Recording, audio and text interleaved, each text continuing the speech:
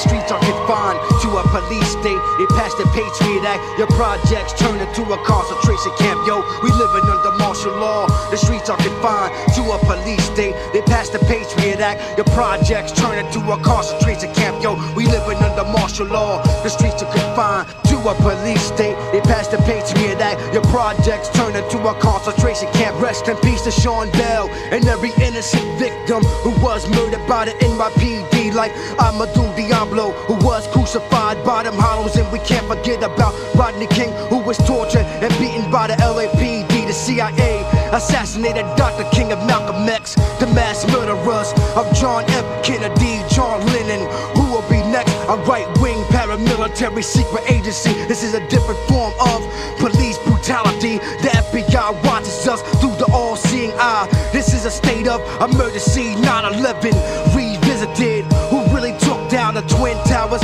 Who are the real terrorists? Americans dressed up like Saracens. Big brother watches us through your cellulars. Are you prepared for the new world order? A one world order. They want to implant microchips in your daughter. America is bitten by the venom of Great Britain, a satanic system controlled by reptilians. Okay, I just wanted to point a couple of things out about this domain registration. So the first thing here is the email address, europeanrevolution@vaultletsoft.com. How interesting.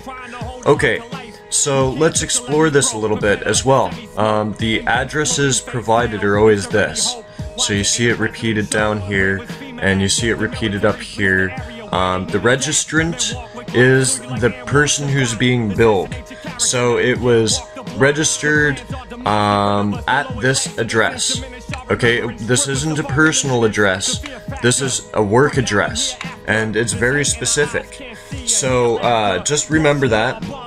Anybody who's familiar with online purchasing using a credit card will acknowledge that when you fill out a form and you submit your information, there is a cross-reference check between your address on the credit card and the address provided, and the transaction gets held if the address is any different than the one that's registered to the credit card with.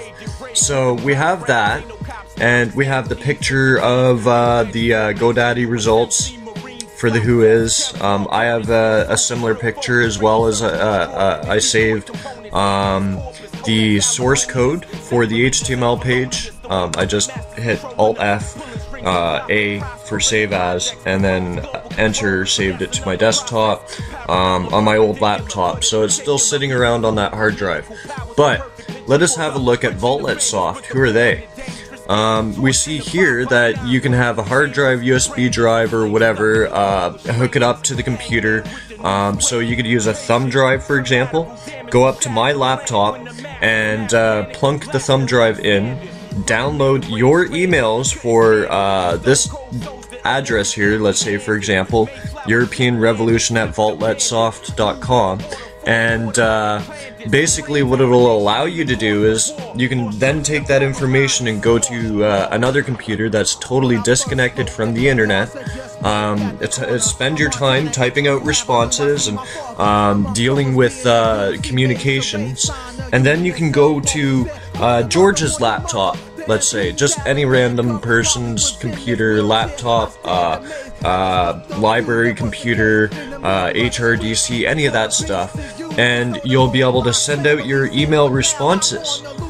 So it's a two-way email communication facilitation, and from Vaultlet Mail, the server that these people have, they will send your emails encrypted so that when you're on another network, they can't even get access to what's inside your email. So they may know that somebody came along and got some messages from this place, but they won't know what's inside of them.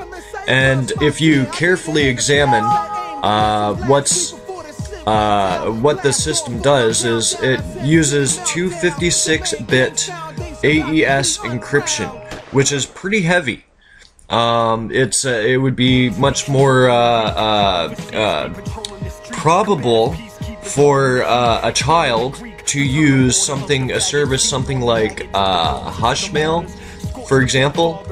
Hushmail would encourage privacy as well, using 256-bit PGP encryption, which isn't as secure as the AES, which may have changed. I've noticed that AES encryption has been getting weaker and weaker and weaker. There's new articles out all the time, but that's just a sidetrack.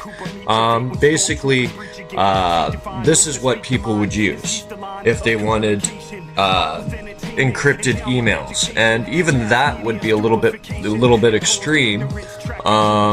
Generally, if you're running a transparent process, you'd want a regular mail service, which is something like what you or I would use.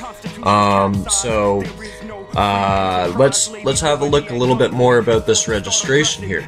Now, this address here, it indicates that the credit card is corporate. It is not a personal credit card.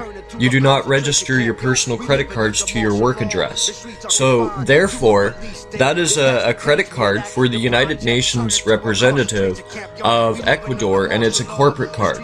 So, what I would like to know is, what kind of daughter would go up to mom and go, "Hey, mommy, I'm just going to register a domain here." She's not going to ask what it's for. "Oh, it's for the revolution." She's not gonna notice some of the shadier details, like European Revolution at vaultsoft.com. That sounds like a revolution, like she's planning on launching a revolution with a domain. Also, as a parent, personally, I would ask what the kid's registering the domain for, because you never know what they're gonna do with it. They could be pirating software, and if they get busted, you would be liable for whatever damages are incurred through the use of that domain. So it would be a legal contract between you and the domain provider. Probably not such a good idea to give your kids access, and I would imagine somebody, a 1%er, who obviously has wealth, why anybody of that caliber would not question or ask questions and get some answers regarding this registration. Okay, because I can tell you, I have a wealthy mother-in-law, and she wouldn't even think of allowing me to register a domain using her card without disclosure of some sort. So that's shady. I don't know why that pop-up keeps coming, but let me get through this. We have a Whois lookup currently of the domain, which in itself is pretty shady, because look, it's now domains by proxy, and so all that contact information is wiped out. Now you're asking yourself, well, what does this prove? Somebody could have faked those pictures. Well, I couldn't fake their own press release. So a brief misunderstanding, 15october.net. It's a brief press release regarding, let me just try it again. Press release.